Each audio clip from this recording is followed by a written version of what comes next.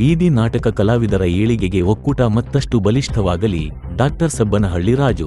ಹಾಸನದಲ್ಲಿ ರಾಜ್ಯದ ಬೀದಿ ನಾಟಕ ಕಲಾವಿದರ ಹಿತಾಸಕ್ತಿ ಕಾಪಾಡುವ ನಿಟ್ಟಿನಲ್ಲಿ ಸಂಘಟಿತ ಹೋರಾಟ ಅಗತ್ಯವಾಗಿದ್ದು, ಕಲಾವಿದರ ಏಳಿಗೆಗಾಗಿ ಎಲ್ಲರೂ ಒಟ್ಟಾಗಿ ಕೈಜೋಡಿಸಬೇಕಾಗಿದ್ದು, ಸರ್ಕಾರದ ವಿವಿಧ ಕಲ್ಯಾಣ ಯೋಜನೆಗಳನ್ನು ಕಲಾವಿದರಿಗೆ ತಲುಪಿಸುವ ಮೂಲಕ ಅವರ ಜೀವನಮಟ್ಟ ಸುಧಾರಿಸಲು ಒಕ್ಕೂಟ ಬದ್ಧವಾಗಿದೆ ಎಂದು ಕರ್ನಾಟಕ ರಾಜ್ಯ ಬೀದಿ ನಾಟಕ ಕಲಾತಂಡಗಳ ಒಕ್ಕೂಟದ ರಾಜ್ಯಾಧ್ಯಕ್ಷ ಡಾಕ್ಟರ್ ಸಬ್ಬನಹಳ್ಳಿ ರಾಜು ತಿಳಿಸಿದರು.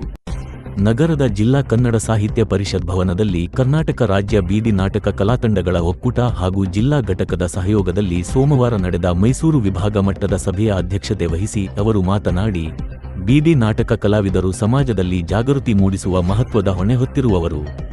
ಸರ್ಕಾರದ ಜನಪರ ಯೋಜನೆಗಳು, ಸಾಮಾಜಿಕ ಸಂದೇಶಗಳು ಹಾಗೂ ಸಾರ್ವಜನಿಕ ಹಿತಾಸಕ್ತಿಯ ವಿಚಾರಗಳನ್ನು ಗ್ರಾಮದಿಂದ ಗ್ರಾಮಕ್ಕೆ, ಜನರಿಂದ ಜನರಿಗೆ ತಲುಪಿಸುವ ಕಾರ್ಯವನ್ನು ನಿರಂತರವಾಗಿ ನಿರ್ವಹಿಸುತ್ತಿದ್ದಾರೆ. ಇಂತಹ ಕಲಾವಿದರ ಬದುಕು ಭದ್ರವಾಗಬೇಕಾದರೆ ಸಂಘಟನೆಯು ಮತ್ತಷ್ಟು ಬಲಿಷ್ಠವಾಗಬೇಕು ಎಂದರು. ರಾಜ್ಯದ ಎಲ್ಲ ಬೀದಿ ನಾಟಕ ತಂಡಗಳನ್ನು ಒಗ್ಗೂಡಿಸುವ ಉದ್ದೇಶದಿಂದ ವಿಭಾಗ ಮಟ್ಟದ ಸಭೆಗಳನ್ನು ಆಯೋಜಿಸಲಾಗುತ್ತಿದೆ. ಕಲಾವಿದರ ಸಮಸ್ಯೆಗಳು, ಬೇಡಿಕೆಗಳು ಮತ್ತು ಮುಂದಿನ ಸಂಘಟನಾ ಕಾರ್ಯತಂತ್ರಗಳ ಕುರಿತು ಚರ್ಚಿಸಿ ಸೂಕ್ತ ನಿರ್ಧಾರ ಕೈಗೊಳ್ಳುವುದೇ ಈ ಸಭೆಯ ಮುಖ್ಯ ಉದ್ದೇಶವಾಗಿದೆ. ಎಲ್ಲ ಕಲಾವಿದರು ಭಿನ್ನಾಭಿಪ್ರಾಯಗಳನ್ನು ಬದಿಗಿಟ್ಟು ಒಗ್ಗಟ್ಟಿನಿಂದ ಕೆಲಸ ಮಾಡಿದಾಗ ಮಾತ್ರ ಸರ್ಕಾರದ ಮುಂದೆ ನಮ್ಮ ಬೇಡಿಕೆಗಳನ್ನು ಪರಿಣಾಮಕಾರಿಯಾಗಿ ಮಂಡಿಸಲು ಸಾಧ್ಯವಾಗುತ್ತದೆ ಎಂದು ಕಿವಿಮಾತು ಹೇಳಿದರು. ಮೈಸೂರು ವಿಭಾಗದ ವ್ಯಾಪ್ತಿಯಲ್ಲಿ ವಾರ್ತಾ ಮತ್ತು ಸಾರ್ವಜನಿಕ ಸಂಪರ್ಕ ಇಲಾಖೆಯಲ್ಲಿ ನೋಂದಾಯಿತವಾಗಿರುವ ಎಲ್ಲ ಬೀದಿ ನಾಟಕ ತಂಡಗಳ ಮುಖ್ಯಸ್ಥರು ಇಂತಹ ಸಭೆಗಳಲ್ಲಿ ಕಡ್ಡಾಯವಾಗಿ ಭಾಗವಹಿಸಬೇಕು.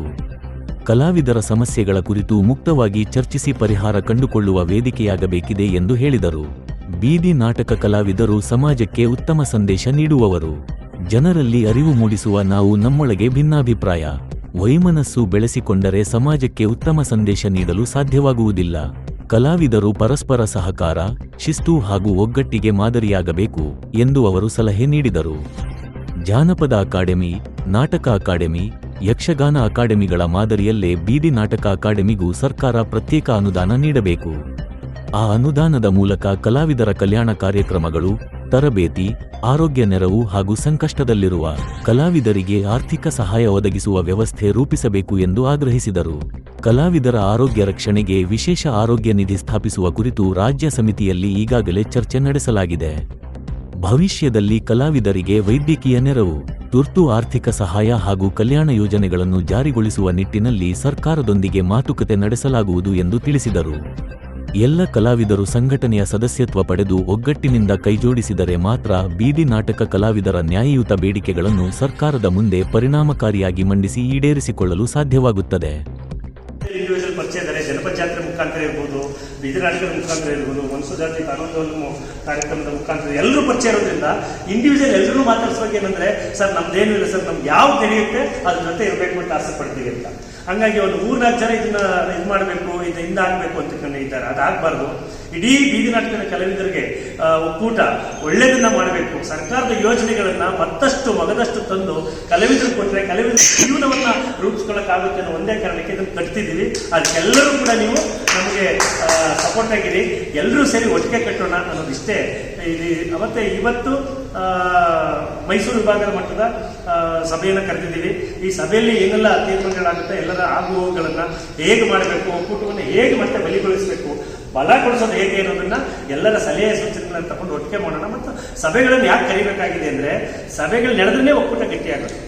ನಮ್ಮಲ್ಲಿ ಏನಿದೆ, ತೊಡಕುಗಳೇನಿದೆ ಅದನ್ನ ಸರಿ ಮಾಡಿಕೊಂಡು ಒಳ್ಳೆದನ್ನೇ ಹೇಗೆ ಮಾಡ್ಬೋದು, ಹೇಗೆ ಕಟ್ಟಬಹುದು ಅನ್ನೋದನ್ನ ಮಾಡೋಕ್ಕೋಸ್ಕರ ಸಭೆಗಳು ಸೇರ್ತಾ ಹೋದ್ರೆ ಮನಸ್ಸುಗಳು ಫ್ರೀ ಆಗ್ತದೆ, ತಿಳಿ ಆಗ್ತದೆ ಅನ್ನೋ ಕಾರಣಕ್ಕೆ ಅದಕ್ಕೆ ಇಲ್ಲಿ ಎಲ್ಲರನ್ನೂ ಕರೆದಿದ್ವಿ. ಇಲ್ಲಿಗೆ ಸಂಬಂಧಪಟ್ಟಂತೆ ಎಲ್ಲಿಗೆ ಮೈಸೂರು ವಿಭಾಗಕ್ಕೆ ಸಂಬಂಧಪಟ್ಟಂತ ವಾರ್ತಾ ಇಲಾಖೆಯಲ್ಲಿ ಯಾವ ತಂಡಗಳು ರಿಜಿಸ್ಟರ್ ಆಗಿದೆಯೋ ಆ ತಂಡದ ಎಲ್ಲ ಲೀಡರ್ಗಳು ಬರಬೇಕು. ಬಂದು ನಿಮ್ಮ ಆಗುವಗಳನ್ನು ಚರ್ಚೆ ಮಾಡಿ. ಏನೋ ಒಳಗಡೆ ಇರುತ್ತೆ, ಏನೋ ಹೇಳ್ಬೇಕಾಗಿರುತ್ತೆ. ನಾನು ಪುರುಷೋತ್ತಮ ಗೌಡ್ರದ್ದು ಏನೋ ವಿಚಾರ ನಮಗೆ ಇಷ್ಟ ಆಗಿಲ್ಲ ಅಂತ ಹೇಳಿದ್ರಷ್ಟೇ ಚರ್ಚೆ ಮಾಡೋಕ್ಕಾಗೋದು. ನಾವು ಒಳಗೆ ಇಟ್ಕೊಂಡ್ರೆ ದ್ವೇಷ ಬೆಳೆಯುತ್ತೆ ಅಷ್ಟೇ, ಅವ್ರಿಗೆ ಇವ್ರು ಕಂಡ್ರಾಗಲ್ಲ. ಹಾಗಾಗಿ ನಮ್ಮನ್ನು ನಾವು ಕಟ್ಟೋದು ಒಂದು ಬೀದಿ ನಾಟಕ ಕಲಾವಿದರು ಇಡೀ ರಾಜ್ಯದಲ್ಲಿರ್ತಕ್ಕಂಥ ಜನರ ಮನಸ್ಸನ್ನ ತಿಳಿಗೊಳಿಸ್ತೀವಿ. ಅವರಿಗೆ ತಿಳುವಳಿಕೆ ಹೇಳಕ್ ಹೋಗ್ತೀವಿ ಅಂತ ಹೇಳುವ ಬೀದಿ ನಾಟಕ ಕಲಾವಿದರು ನಾವೇ ಕಿತ್ತಾಟ ಮಾಡ್ಕೊಂಡ್ರೆ, ನಾವು ಕರೆಕ್ಟ್ ಇಲ್ಲ ಅಂದ್ರೆ ನಾವು ಬೇರೆಯವ್ರಿಗೆ ಏನ್ ಹೇಳಕ್ಕಾಗುತ್ತೆ ಅನ್ನೋ ಕಾರಣಕ್ಕಾಗಿ ನಾವು ಬೀದಿ ನಾಟಕ ಕಲಾವಿದರು ಒಂದು ಮಾದರಿ ಆಗ್ಬೇಕು. ಇದೊಂದು ಬೇರೆ ಬೇರೆ ಅಕಾಡೆಮಿಗಳಿದೆ. ಈಗ ಜನಪದ ಅಕಾಡೆಮಿ ಇದೆ, ನಾಟಕ ಅಕಾಡೆಮಿ ಇದೆ, ಯಕ್ಷಗಾನ ಅಕಾಡೆಮಿ ಇದೆ, ಸಾಹಿತ್ಯ ಅಕಾಡೆಮಿ ಇದೆ. ಹಿಂಗೆ ಯಾವ ಅಕಾಡೆಮಿಗಳಿದೆ ಬೀದಿ ನಾಟಕ ಅಕಾಡೆಮಿ ಒಂದು ಹಾಕಬೇಕು. ಅದಕ್ಕೆ ಸರ್ಕಾರ ಇಂತಿಷ್ಟು ಅಂತೇಳಿ ವರ್ಷಕ್ಕೆ ಧನಸಹಾಯವನ್ನು ನೀಡಬೇಕು. ಅದ್ರ ಮುಖಾಂತರ ಈ ಕಲಾವಿದರು ಏನಿದಾರೋ ಅವ್ರಗಳಿಗೆ ಬೀದಿ ಕಲಾವಿದರಿಗೆ ಸಹಾಯ ಮಾಡೋದು, ಆರೋಗ್ಯದ ದೃಷ್ಟಿಯಲ್ಲಿರ್ಬೋದು, ಸಣ್ಣ ಪುಟ್ಟ ಸಮಸ್ಯೆಗಳಾದಾಗ ಸಹಾಯ ಮಾಡಬೇಕು ಅನ್ನೋ ಒಂದೇ ಕಾರಣಕ್ಕೆ ಅದಕ್ಕೊಂದು ಆರೋಗ್ಯ ನಿಧಿನೂ ಅಂತ ಕೂಡ ನಾವು ಇವ್ರ ಜೊತೆ ಚರ್ಚೆ ಮಾಡಿದ್ವಿ. ಎಲ್ಲ ರಾಜ್ಯ ಸಮಿತಿ ಸದಸ್ಯರ ಜೊತೆ ಚರ್ಚೆ ಮಾಡಿದ್ವಿ. ಏನಂದ್ರೆ ನಾವು ಬೆಂಗಳೂರಲ್ಲಿದ್ದೀವಿ, ಸಾಕಷ್ಟು ಜನ ಇಲ್ಲಿ ಬಿಲ್ಡರ್ಸ್ ಇದ್ದಾರೆ, ಆಮೇಲೆ IT-BT ಕಂಪ್ನಿಗಳು ಇಟ್ಕೊಂಡಿರೋ ಇದ್ದಾರೆ. ಅವ್ರಿಗೆ ಈ ನಮ್ಮ ಬೀದಿ ನಾಟಕ ಕಲಾವಿದರು ತುಂಬಾ ಸಂಕಷ್ಟದಲ್ಲಿರುವಂಥ ಕಲಾವಿದರು ಇದ್ದಾರೆ. ಒಂದು ಆರೋಗ್ಯ ನಿಧಿ ಮಾಡ್ತಿದ್ದೀವಿ, ನೀವೊಂದಷ್ಟು ಸಹಾಯ ಮಾಡಿ ಅಂತ ಅದಕ್ಕೊಂದು ಅಕೌಂಟ್ ಮಾಡಿ ಅದರಲ್ಲಿಟ್ಟು ಯಾರೋ ಸಡನ್ ಆಗಿ ಸಮಸ್ಯೆ ಆಯಿತು ಅಂತ ಒಂದು 5,000 ರೂಪಾಯಿ ಅವರ ಮನೆಗೆ ಹೋದ್ರೆ ಎಷ್ಟು ಹೆಲ್ಪ್ ಆಗುತ್ತೆ ಅನ್ನೋ ಕಾರಣಕ್ಕೆ ಒಂದೊಂದು ಕಮಿಟಿ ಮಾಡ್ತೀವಿ. ಇದೆಲ್ಲರೂ ಕೂಡ ಸರ್ ಮಾಡ್ತಾ ಇರುವಾಗ ಎಲ್ಲರೂ ಒಟ್ಟಿಗೆ ಕೈ ಜೋಡಿಸಿದ್ರೆ ಸರೋಗುತ್ತೆ ಅಂತ ಹೇಳ್ತಾ ಇದನ್ನ ನಾವು ನೀವೆಲ್ಲರೂ ಕೂಡ ಕಟ್ಟೋಣ, ಎಲ್ರಿಗೂ ಒಳ್ಳೆದಾಗ್ಲಿ ಅಂತ ಹೇಳ್ತಾ ನನ್ನ ಮಾತನ್ನು ಮಾತುಗೊಳಿಸ್ತೀನಿ.